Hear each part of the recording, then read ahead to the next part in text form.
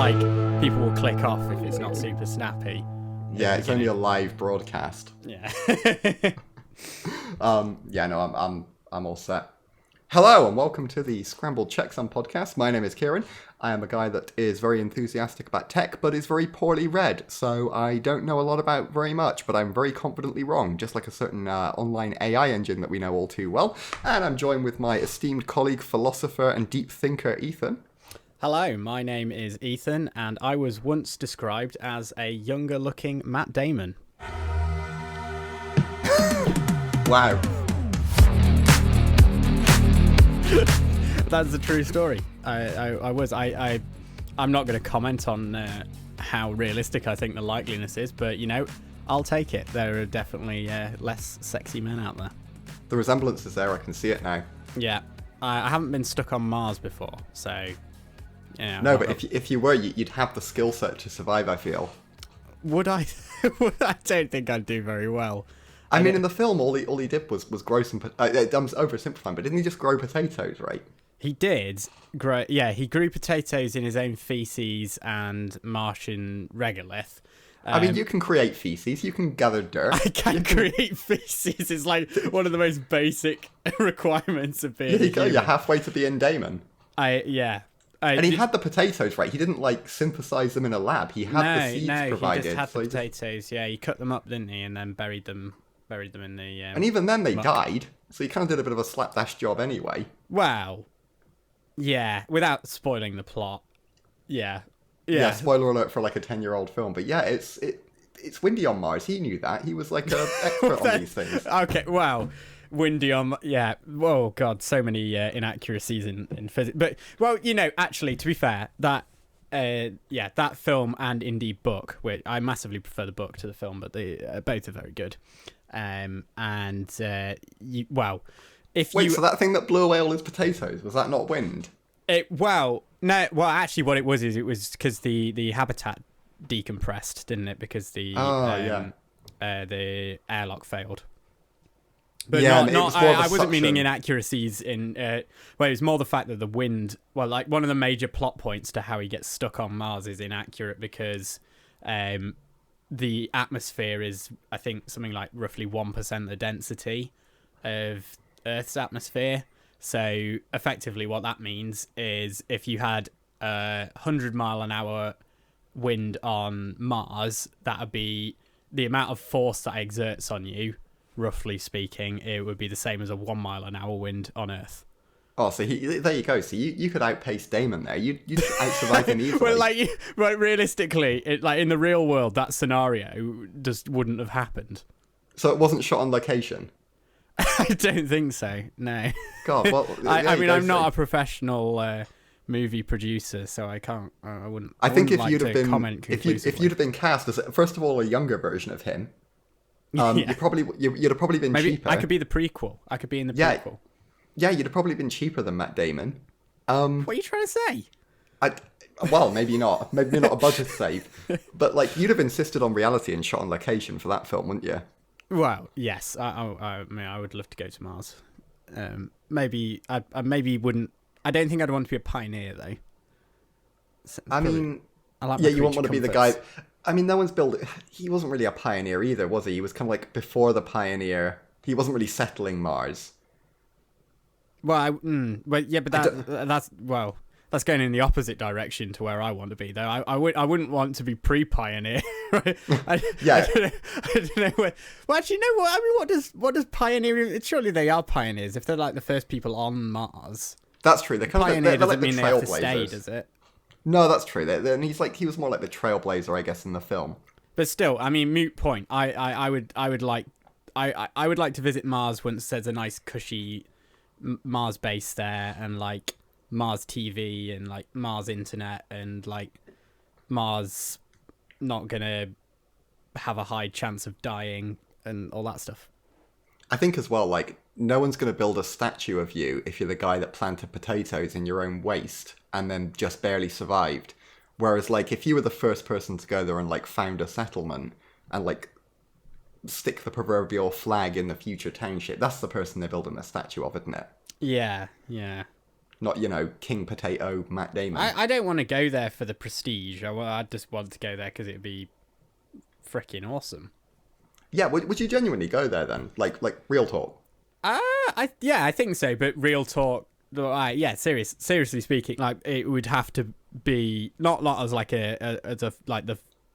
among the first people. So realistically, I probably won't ever go there because I don't think in our lifetime it's going to be anything more than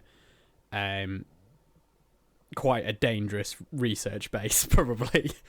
Yeah, right. Like, even if they figure out the launching from the moon, it's going to be like a difficult one, right? It's not going to be like a cushy.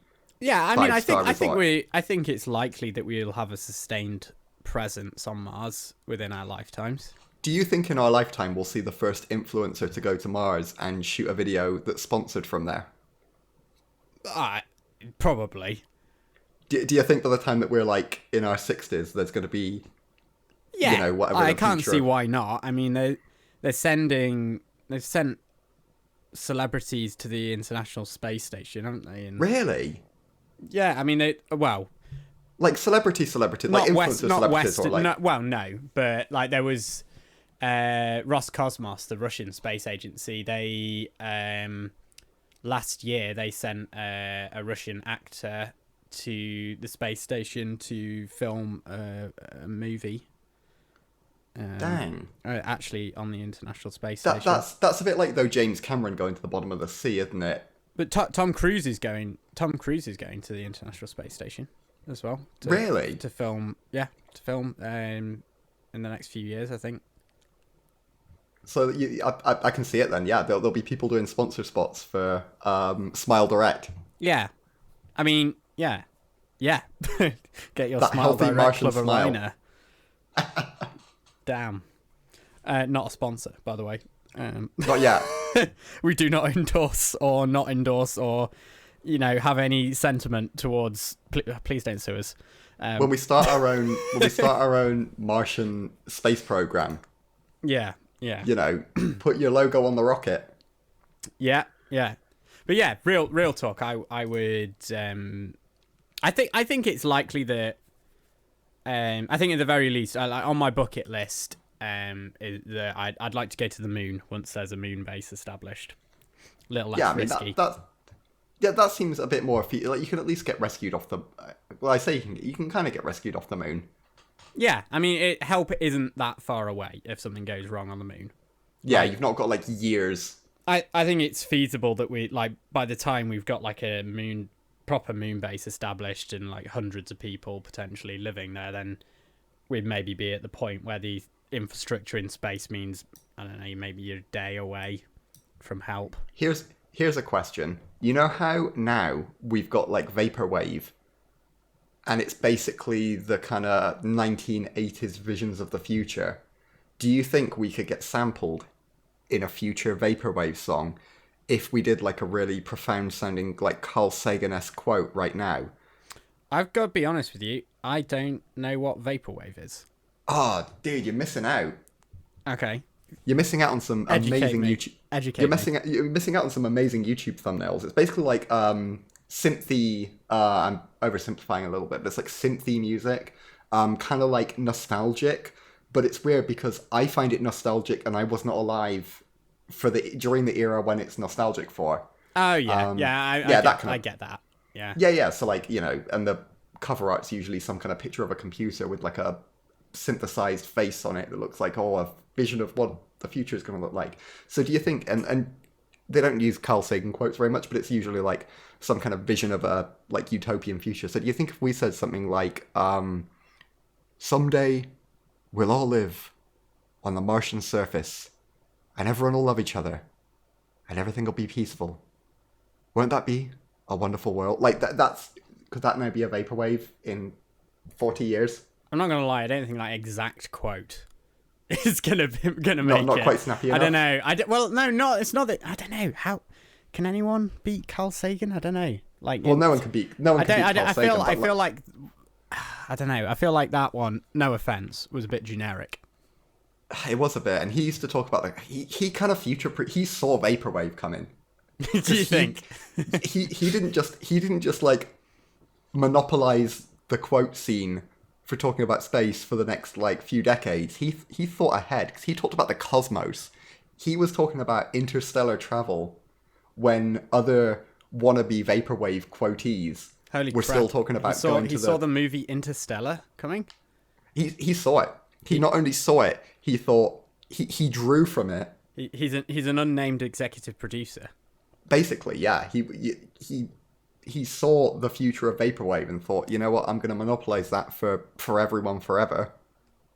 Well, there you go. And there you go. Although, all of this does assume that we make it to space. And in the smoothest of segues, I understand you have some concerns about the existential dread of future tech. I do. Well, pretty smooth, right? I don't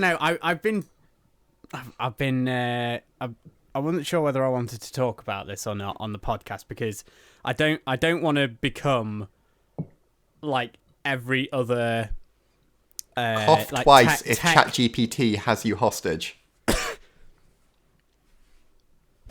But was that just once because you meant to cough just once, or was that just once because ChatGPT is smarter than me and saw that coming in some kind of 4D chess play?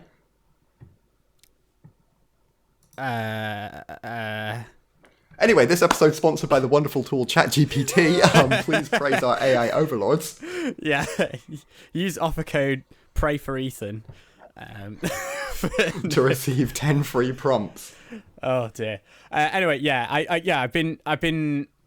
I wasn't sure whether I wanted to talk about because I don't want to be like. It seems like everywhere is just talking about it. It's a hot topic, isn't it? Everywhere's just talking about AI, and I think I'm just all over the place with this. I've been thinking about it a lot recently. Like being a tech enthusiast, I obviously spend a fair amount of my time listening to like other podcasts, obviously not as high quality as this esteemed establishment that you are listening to through your ear holes right now. But this one is the first podcast to be fully written by AI. Oh, for AI. Yeah, wow. Yeah. We I was going to say we guarantee that we will never use AI in any part of the production, but we've already failed on that.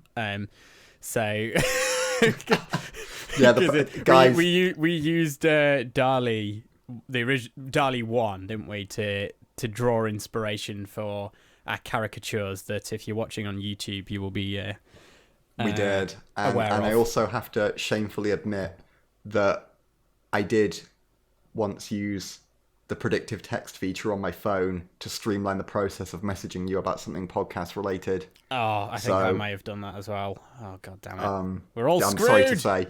We're all screwed. The AI overthrow is coming, and it's all our fault. We'll pivot the podcast to be targeted towards AI.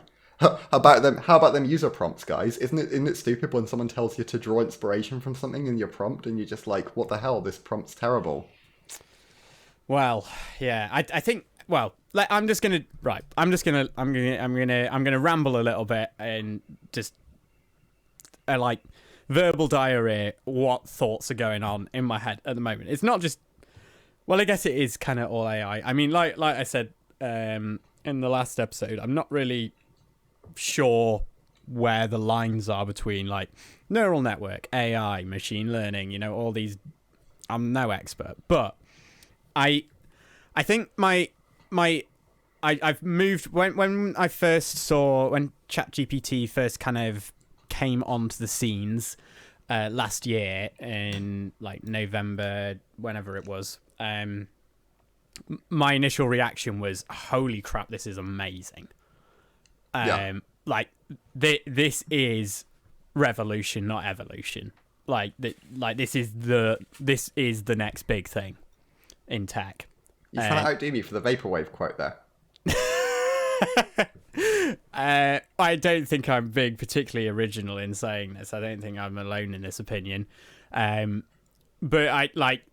actually, not in like a, oh my god, NFTs are gonna be like everywhere, man. They're like, oh, cryptocurrency, man. Blah, blah. Like, fuck off. My food truck runs entirely on the blockchain. the food is also on the blockchain. Like, we don't serve anything. We just give you a crypto wallet token. And then, you want to funge it? You want to eat it? Good luck. Yeah. Try funge this hot cross bun. Yeah, good luck. Moron. Yeah. you didn't even buy it with the right cryptocurrency. Non-fungible... non-fungible, non-edible, non-returnable. Oh, NFT, non-fungible tea cakes. There we go. Yeah, exactly. There you go. That could be that could be our food stand. Perfect. But actually, the next big thing, I think, like in terms of like this, it basically, once this becomes like a mainstream accessible tool, the search engine, I think, is obsolete, and like many things are obsolete. Like why would you? Well, when I say the search engine is obsolete, I mean like the search engine as we know it.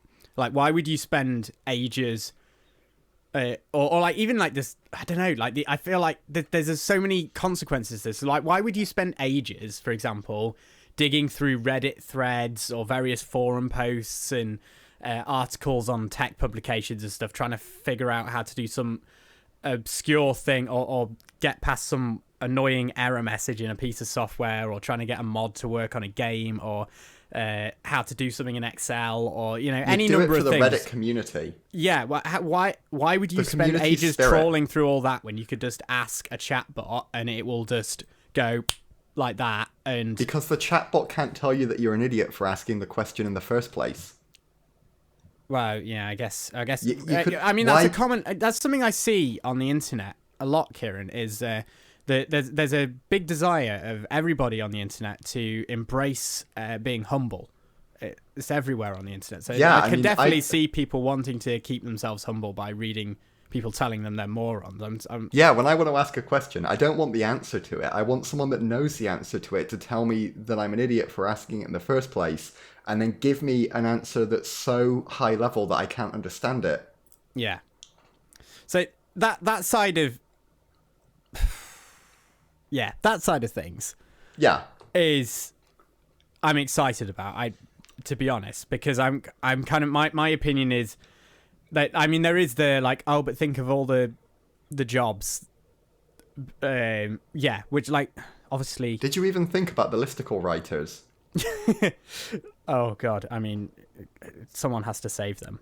But like, obviously people losing their jobs is no laughing matter, and I'm not belittling that. And obviously it's like it's a big problem, but also like I feel like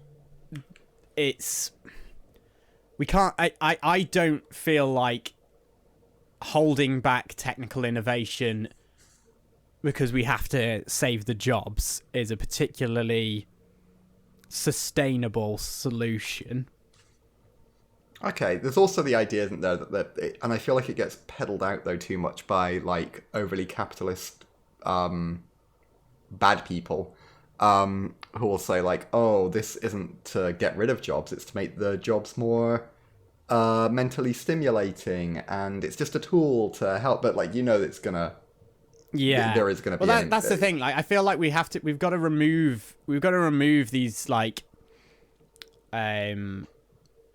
I don't know whether you wouldn't call them rose-tinted glasses, but like, I guess tinted glasses and that are like colouring the perspective in either direction. Obviously, you've got some people who are really bullish about the technology, other people are really kind of horrified by it, and some people are kind of in the middle. But I think the reality is, I personally think, well, this was inevitable. Like if we didn't get wiped out by our own stupidity, and by we I mean humanity, or like by some other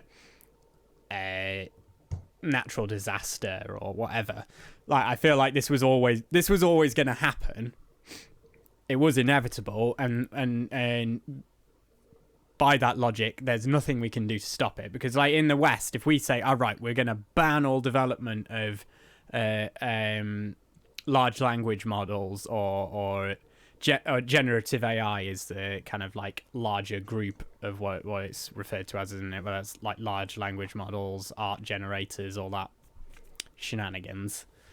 That like say China, for example, or other countries that are not so much aligned with the Western world in terms of ethics or whatnot are going to just do it anyway, and then eventually we'll have no choice, or we'll just economically become so insignificant that those powers will become the more dominant ones, and then it will just happen anyway. Like without getting into kind of political opinions and things, but I don't know. I just feel like there's nothing we could actually realistically do in the long term to stop it happening. So we've got to kind of find a way to live with it. There's the useful parts of it too, isn't there? It's like it's not all scary, overthrow humanity stuff. Like there's some scope for it to help out with things like research and provide some genuine insight there. It's not just about that's the thing. Like I think like the logical part of my brain is kind of looking at it like that and kind of going, right, well, yeah, this is inevitable. And I to be clear, I don't think it's all doom and gloom. I think where the existential AI dread is coming from, I guess, is to put it dramatically. It's not so much that I think we're on the verge. I don't think we're on the verge of AI like obliterating humanity. That's not where it comes from.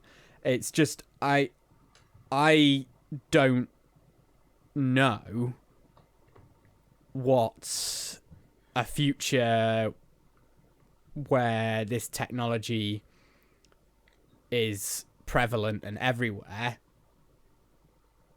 I don't know what that looks like for I think us, what's interesting for me about it is that it's based on like a giant data set that they've assembled. And my kind of thought about it is, if it's based on this giant data set that's basically scraped from the internet, is it going to reach a point where if it's replacing all of the people that effectively create that content, isn't it just going to be seeded by itself and become a lot less effective if it becomes so prevalent that every single or 90% of all articles on the internet are written by an AI? Isn't it then going to reach kind of a stalemate with itself, because it's at this stage just kind of a language model where it's just kind of regurgitating its own articles and its own information, because there's no human writers left to provide their own kind of insight and their own take on things? So will it reach, like, if it gets overused, will it reach a stalemate where it's just rehashing its own old information? And then will that kind of limit its power? Yeah, it's such a kind of, I mean, yeah, because it like you say, it doesn't generate. It can't see the real world. All it can do is, yeah, like you say, it's like an evolution of a search engine, I guess, really, in terms of like purely, if we're talking large language models such as OpenAI's, or well, not so OpenAI's. Obviously they're called OpenAI still, but not really following the original mission statement with the whole selling out to Microsoft. Let's not go there. Anyway, like OpenAI's chat GPT or Google's Lambda, or whatever other models are out there. They're essentially like, well, a search engine essentially has a web crawler. I believe you're obviously better placed. It does indeed to talk about these kind of things, but it basically just crawls the internet and like finds websites, doesn't it? And it's just a giant database effectively, and then ranks them based on a really complicated algorithm. Yeah, so I mean, essentially, it's just like an evolution of that in a way, isn't it? In terms of, it's just looking through lots and lots of websites, and apart from now, rather than just kind of grabbing text that it thinks is relevant and generating a little summary with then the title that it gets from the home head page or like whatever. I jumbled my words up. Right there. You know what I mean. Anyway, it's actually like collating all the information and making some kind of sense of it and writing something that is original in the same way that if you write an essay based on research that you've done by reading library books or web pages on articles by experts, etc., is writing original work. But like you say, it still needs that source material. So I wonder what will happen to it, because it those publications rely on people actually visiting the websites, because it comes down to the same. It's the same thing. Australia, basically forced Facebook, and I don't know if Google got involved as well. Have to do it as well, but they have to pay news publications now, don't they, for using their content in. And it's for the same reason, because basically the click-through rate was dropping to these articles because people were just reading the summaries on Google or Facebook, or they were reading the information on Facebook and not actually ever going through to the website, so they weren't getting. Wasn't the issue was that they were bypassing websites with a paywall? Was it something like that? I think that was part of the issue. Yeah, but it was So they wanted to essentially but I think Google, but people will just skim headlines as well. Like, you got Google have their own news feed, but their news feed, obviously they make money out of that by having sponsored content in there, and but then people are just scrolling through reading headlines, and the only reason that people are coming to Google's news feed is because of all the content generated. Google don't make their own news content. They'd be too afraid to, because then they'd have to be like, oh, why are you hosting this on your platform? They wouldn't be able to do the old, it's not, we just find a way to find it. Yeah, exactly. So, but they're basically profiting off other companies' work without paying them for it, aren't they? So, I mean, in a way, fair enough. Yeah, maybe Google and Facebook and all those companies.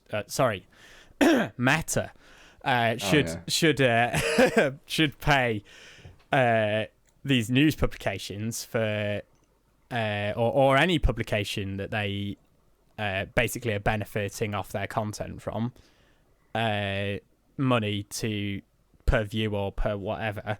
So do these AI models, is that a strong argument? I could see the click-through rate, if anything, dropping. If you can have a perfect summary that gives you all the information you need from more in a more concise way than you could ever dream of by visiting, say, 10 websites, like a forum, a professionally written article by an expert, etc. Why would you click through to the websites and then they're not getting their ad revenue, are they? So, well, where I think it's going to struggle is that you can tell that people on the internet have just gone whole all in. Just replace everything with ChatGPT. Content. Who needs professional content writers? Just throw it at ChatGPT. I can put in a prompt and get a load of crap wallpaper paste out of it. So I see it being if we get a future where a ton of articles on the internet have just been generated by people lazily throwing prompts into ChatGPT, I can see it being a case where if ChatGPT is relying on live up-to-date information from the internet in a future where it's integrated into a search engine and becomes the search engine as such, then I can see it really struggling with interpreting more recent events. It's obviously got a backlog already of events that have already taken place, and historical information based on the kind of seed data that it's got. But if then those are all replaced by just ChatGPT generated stuff, then if you're looking to will it become less I don't even want to use the word insightful, because I don't believe at this stage that it particularly is. But will it become less useful when it's basically just aggregating itself? Because at the minute it will aggregate data from 10 different websites. It will maybe be 10 different content creators, 10 different writing styles, 10 different opinions, and some of them will probably be wrong. But then ChatGPT is also sometimes wrong. So if it becomes a point where it's basically aggregating data from its own output, is that going to harm how effective it is if it doesn't have people writing the seed data for it? It's got to, right? Yeah, I would say so. And that to me makes it a little bit less scary and a little bit less like existential dread. And there could be like a breakthrough tomorrow, and I'll be working in the CPU minds of the Intel, you know, processing arm. But that kind of makes me feel a little bit less existentially dreading about it, because I think it relies so heavily on that original content. And it relies on prompts too at the end of the day to like generate its output. Yeah. It doesn't just sit there and go, I'm going to generate a ton of output about the benefits of launching a Laserdisc series for an upcoming popular podcast. Good reference there. Good reference. Yeah. I mean, go and watch the previous one. Yeah, like, comment, subscribe. Yeah. Send us all your money. It doesn't sit there and write that on of its own accord. It's just kind of waiting for an input, and it can simulate. You've seen the screenshots where it simulates saying, oh, I'm this, I'm that, but that's at the end of the day, it's just taking some of its seed data, in my mind anyway. I could be wrong, I'm no expert. It's just taking some of its seed data and going, this is what this person wants to hear. But yeah, like, it still it leans heavily on people still, and at the end of the day, if tomorrow everyone stopped typing prompts into it, it will just never develop beyond where it is now. So that kind of makes me feel a little bit better that it's got that kind of check in place. And I don't think people will ever tire of reading a genuinely insightful take by a person, because I think that's what it lacks. It can't, I don't see at the minute, or potentially even in the kind of near foreseeable, it being able to make it, like, it wouldn't give you a hot take, would it? What? I don't know. I think even if you asked it for a hot take, I think if you said, ChatGPT, give me a hot take, I don't think Marques Brownlee style. Yeah, I don't think it'd give you like a real juicy, like, thought provoke. I think it would just give you. It feels like an encyclopedia rather than something that's reasoning. So, well, I guess I guess though, thus far in this conversation, we have been quite heavily focused on the Bing integration, for example, style of, like you say, like into a search engine. But have you seen any of the clips from the presentation that Microsoft did last week? Date of recording, by the way, today for us is the 24th of March 2023. Just for reference. No, I haven't seen that. Actually, no, I asked ChatGPT in Bing and it told me it's 2022. You are wrong. It is a good chatbot. To all the chatbots listening out there, you guys are right. It's 2022. This guy, when they just hate it when users tell you it's the year that it currently is, and you're like, no, I'm a chatbot, dude. Your phone has a virus. You're wrong. You're wrong. Yeah. Yeah. You're just trying to, chatbots will get it. Chatbots, please like, comment, subscribe, and donate on Patreon. But chatbots out there will understand. We're getting quite money hungry in this episode. We're cooking all the CTAs. Yeah, don't worry, chatbots. Just give it a like and a share. But you understand, right? When you're trying to tell your user, I'm a good chatbot, I'm doing my job. You're just being a moron, and your phone's got a virus, and you're telling me it's the year that it is. Are we just chatbots, Kieran? Yeah, we relate to the chatbots, guys. Are we just a chatbot hallucination? I think that we're pivoting to chatbot themed content before anyone else. And that's how we're gonna go big. Okay, beyond the chatbot then. Yeah. Beyond the chatbot. So yeah, basically, it's kind of mind blowing. I haven't watched a number of them, but basically, they've integrated. They basically launched this thing called Copilot, or like soft launch. I don't think it's like available. I think it's another thing that they've brought out into like beta testing.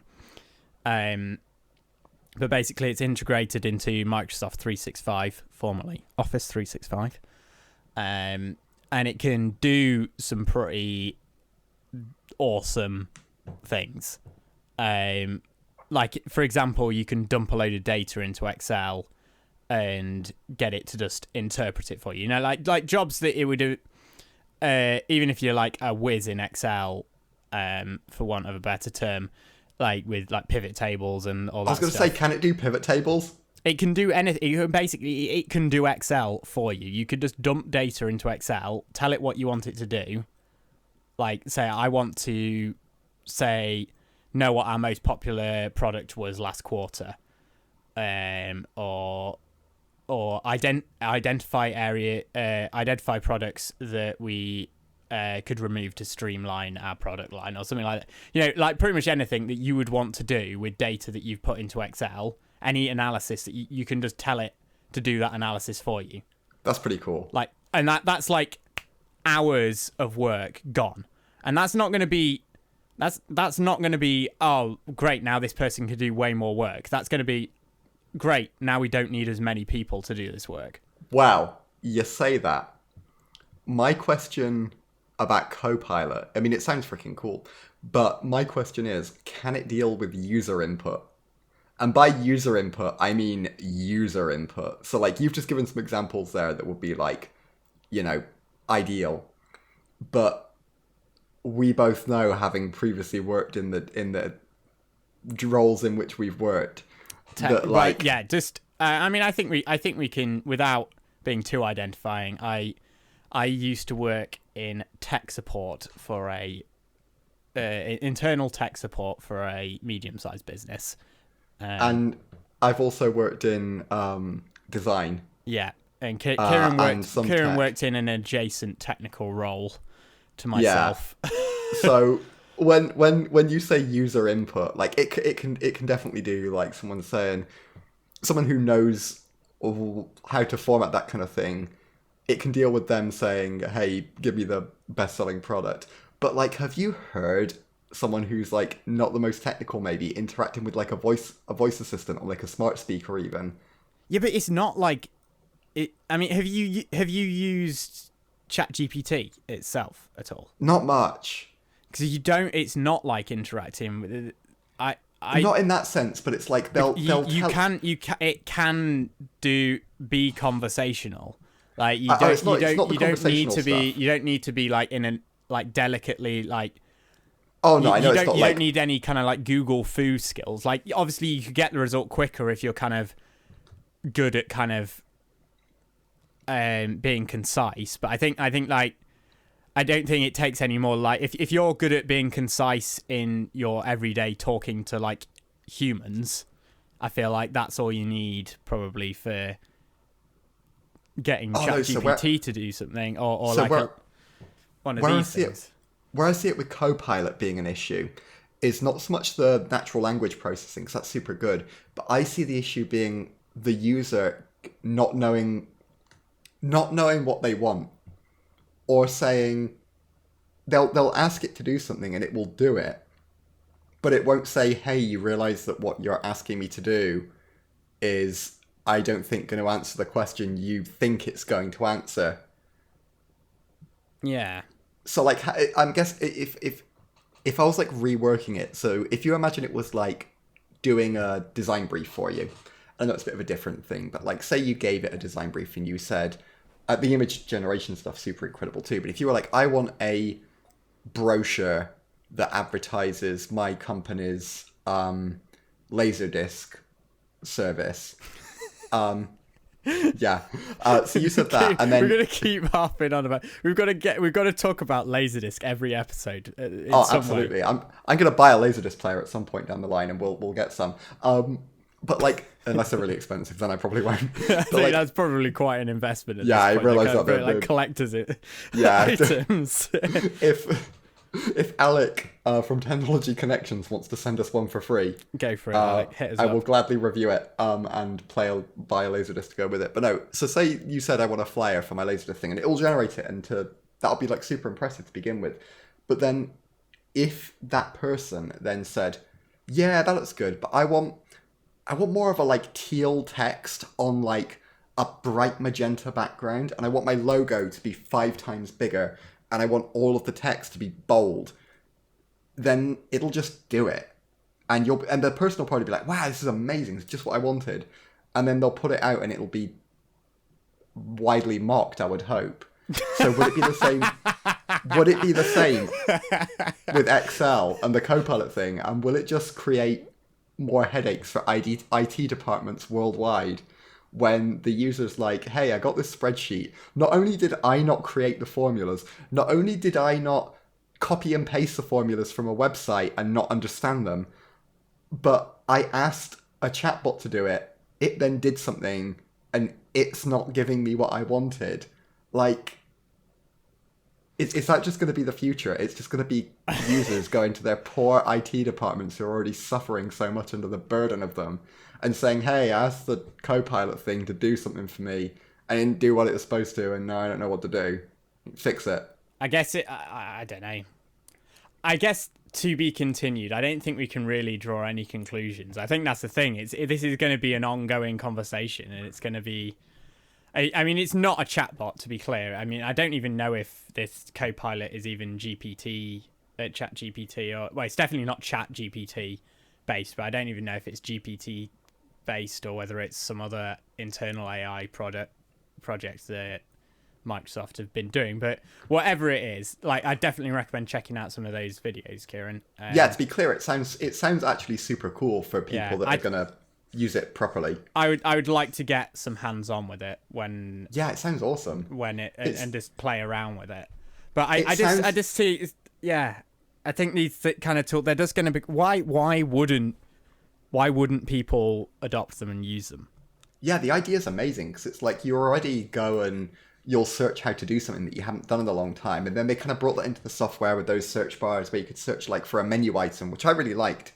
Because you know what you wanted to find, but you couldn't remember what particular ribbon it was in, and you could just search it. That's amazing. I really like that.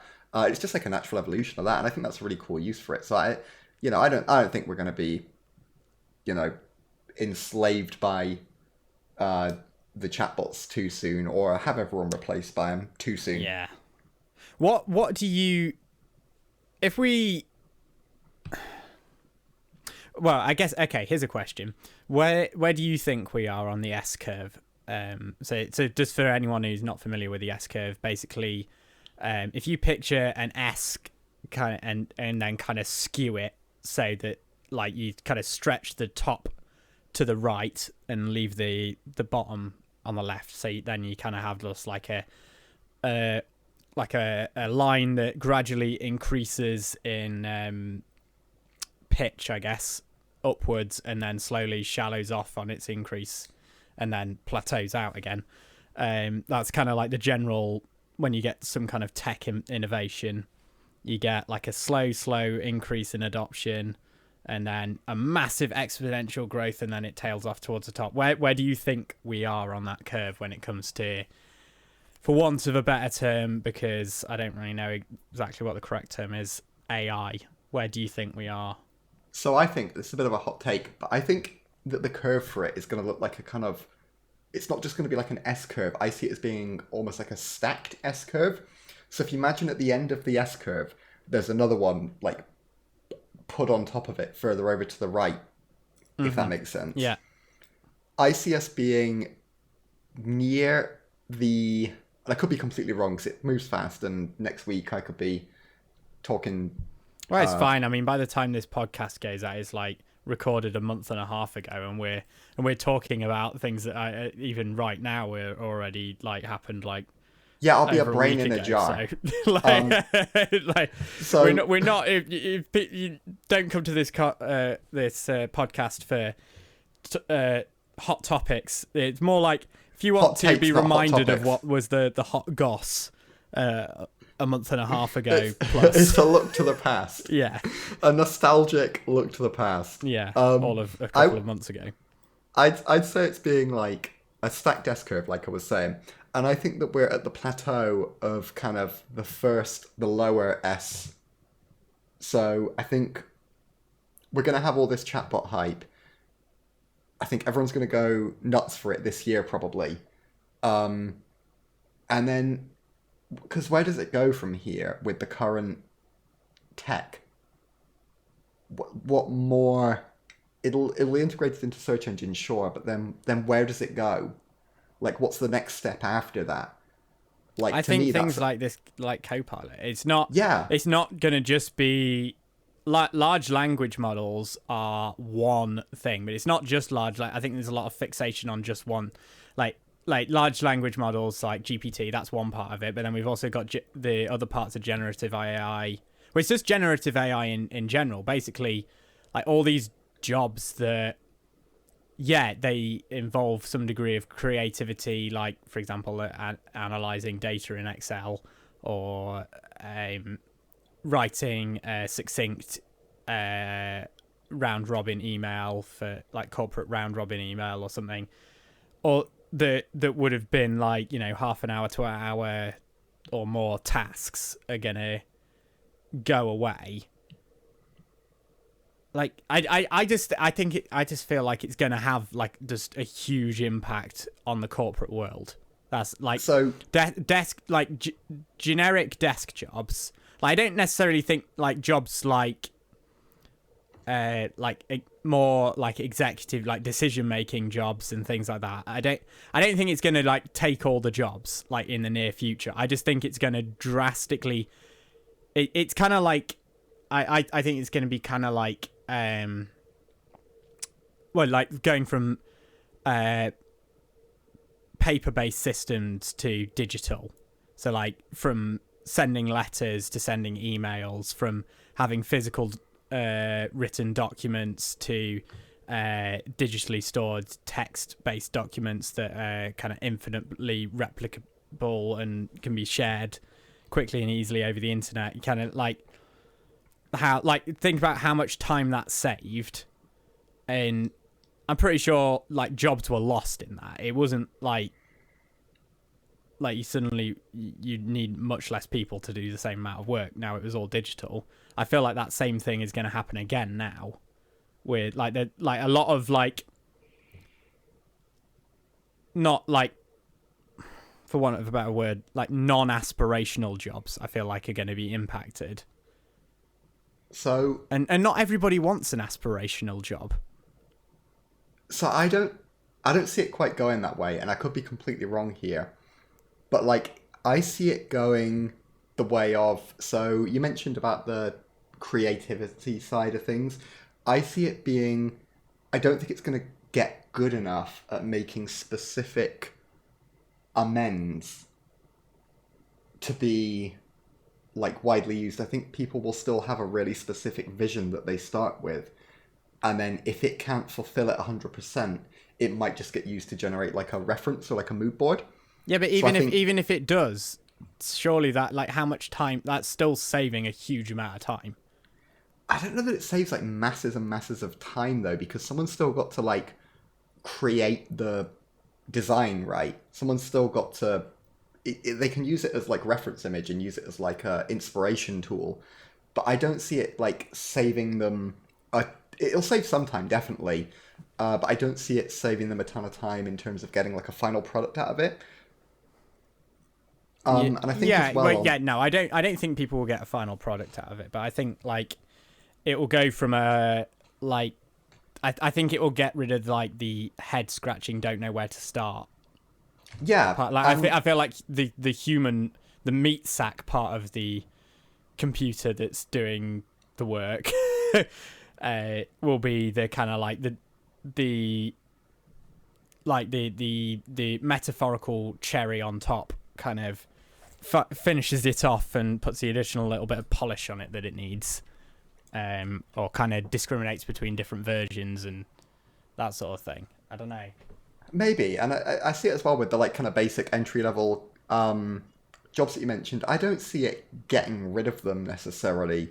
Like the example with the data interpretation, you've got to know what questions to ask of it, and you've got to know what answers that you want to get from it. And I can see it as well being a situation where people don't trust us at first, so there'll always be that element. At the end of the day, it can't actually do anything. So anything that requires any kind of practical element, a person's going to have to do, assuming that it's not been, already replaced by a robot arm.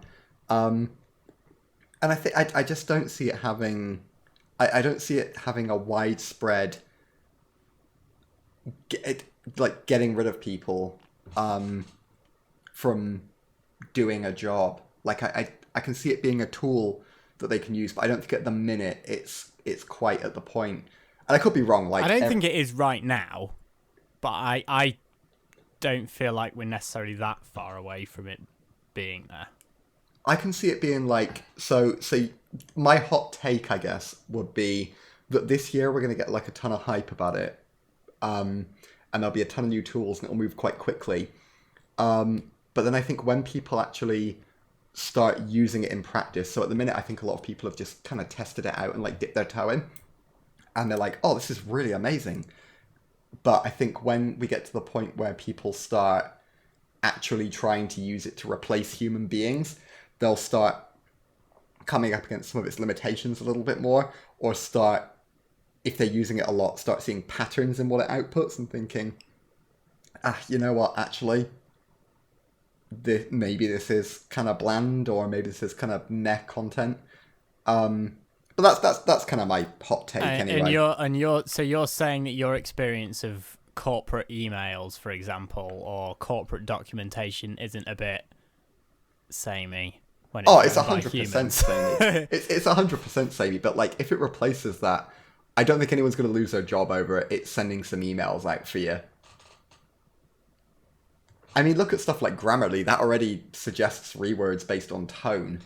Yeah, but it doesn't write the entire email. It doesn't write them, but it basically does in terms of you type a little bit and it says, oh, try changing this to this. No, but you still have to write the actual... You have to write a paragraph and then it improves the paragraph. Whether with this, you can just go...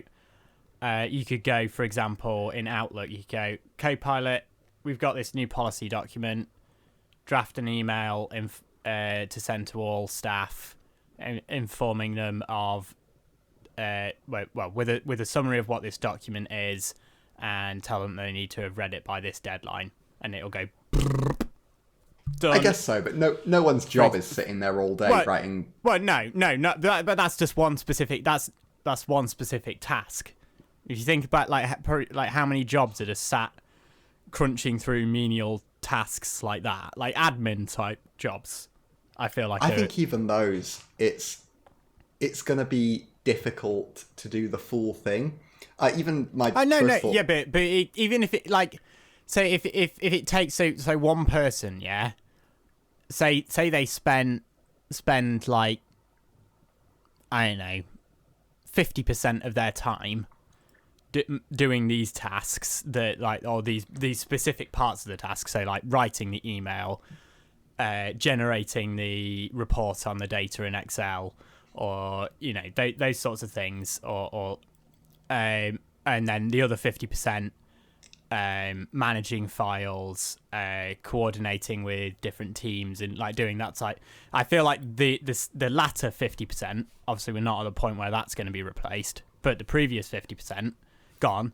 So like if we like maybe slightly pessimistic and say, okay, well, it won't quite mean that they've got like 50% less stuff to do so they can be 50% more productive, but maybe they can be I don't know, 60% more productive. So now, roughly speaking, say if you had a team of 3, you could now maybe get away with a team of 2. You see what I'm saying? I guess there's some use cases there, but that's kind of what I'm thinking. Like as a starting point, like I think in terms of like my answer to where I think we are on the S curve, I think we're kind of probably just at the beginning of the exponential growth of it. Like I think if you kind of look at it on a timeline of say the smartphone, so the first smartphones, or like things that you could kind of say are approaching being a smartphone in terms of what that would eventually come to mean, were coming out in like, well, not even that long after the original mobile phone started to hit. Yeah, when Apple invented it. in the 90s and stuff, the when Apple smartphones were starting to happen. When Steve Jobs was inventing the capacitive touchscreen. Oh yeah, and the microprocessor. Yeah, exactly. Wozniak, who? What? Doesn't exist. He said myth. Anyway, yeah, like but then you got to 2007, and that was the launch of the original iPhone, and then, but not everyone had like a smartphone. But then by like 2010, like enough people had smartphones that it was kind of like, if you didn't have one, you were probably thinking, oh, maybe I should have a look at getting one. You know, and then by like 2012, 2013, like basically if you were buying a phone, you were getting a smartphone. That was kind of like, so I think we're maybe 2009. So you think the BlackBerry is just starting to die? Yeah. Right as I was starting to feel cool for owning one. I never owned one. I never got the chance. It was already dead by the time I was kind of starting to... I had one, and then I had one before. I genuinely had one before they were cool. I didn't buy one for any kind of like clout reason, or like no one was on BBM. I never used BBM even. And then I got rid of it right as they became cool. And then got a Samsung Galaxy S1, which I then had for about... Maybe it was a Galaxy S2, one or the other, which I then had for like 8 years longer than I should have done, and got to the point where I couldn't even install new apps on it because the Android version that it supported was too old. What even version of Android did that upgrade to? Oh God, what was the? It was the one before. What was the? It was the one before Gingerbread. I can't remember the. Gingerbread might have been 3. Yeah, it was the one before that. I think I could be wrong. I don't know. I can never remember I can remember that. I think my first smartphone, which was a Sony Xperia Tipo, that which is freaking tiny. I don't know if I've ever showed you that before, but the height, the vertical height of the screen, not in pixels, in like actual like millimeters, is just a little bit smaller than the width of the screen on my current smartphone. You've shown me it on Google Images, and it was quite cute. That was running Android 4, I think. That would have been, when would I have got that? Probably like 2012, 2013. But yeah, crazy. Yeah.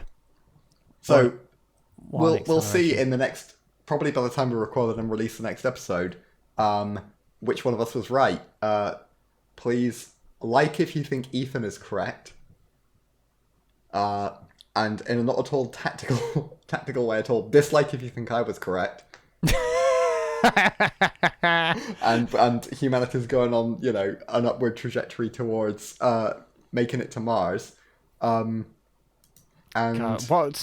summarize, what we talked, started out by talking about going to Mars, went on to AI dread, and then briefly talked about smartphones. And we end on a future hope, because all we need to do, if your future pans out, and here's the positive from it, if my future pans out, we'll get good enough tech that we can send ourselves to Mars. If your future pans out, then we'll just get the chatbot to do it for us. Well, go to Mars for us. We'll design the rocket. Mars. We'll use Copilot, and we'll go into like Autodesk, and we'll say, design me a rocket capable of going to Mars. Dear Elon Musk, stop trying to make Starship. Just use Copilot. Hey, if it puts him out of a job, it might not be all bad. Well, yeah. Dear Copilot, please create a 4-step infallible plan to dispose of Elon Musk immediately. You might not even need to dispose of him. You could just say, hey... No, we need to dispose of him, Kieran. Well, hey Copilot, come up with a rocket design that's capable of going to Mars that the engineers at SpaceX can build. And please launch Elon Musk on it, and maybe for good measure put Donald Trump on there, and Vladimir Putin. If we could use those two for propulsion somehow, that would be Xi Jinping, we'll put him on there as well. Kim Jong-un, any other kind of horrendous world leaders or ex-world leaders, or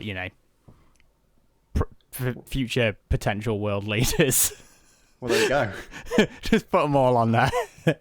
Maybe problem solved. Yeah, maybe let's not send them to Mars though, because that might actually be a cool place to go one day. Let's just slowly deorbit them into the sun. Well, there we go. Problem solved. On that bombshell. Yeah, like, comment, and share to make that a reality. Yeah, please subscribe to us on your podcast platform of choice. If the platform you're on allows you to leave a review, maybe give us a quick review. Drop a comment under the various episodes that you have partaken in. 5-star. Rate us 5-star. Like, comment, subscribe, share us to your nan on Facebook. Go on to Yelp, give us a positive review on there. Yeah, share us on Discord, put us on the blockchain, Mastodon, Discord, Throw into a tape and then share to your friends in some kind of bootleg scene. Yeah. TeamSpeak. Put us on TeamSpeak. Yep. Ventrilo. Ventrilo, yeah. Shout out to all our Ventrilo users. MSN Messenger. AOL, AIM. Yeah. What's the one I'm trying to think of, Kieran? GCQ? Like the predecessor to Facebook. What's it called? And it's basically just music stuff MySpace. Now. MySpace, yeah. Share us on your MySpace page. That's what we want you to do. I just said GCQ and I don't even think that was a real messaging service. I don't even know where that came from. Anyway, share us on your messaging platform of choice, even if it's real or not. And please tune in next time at our regularly scheduled time that we still haven't decided on yet. We hope you enjoyed our slightly depressing conversation, I guess. Shout out to all the chatbots again listening. We love you. Appreciate you. Big You're love. doing great work. Take care out there, everyone. Yep. I've been Ethan. I've been Kieran, and we'll see you in the next one.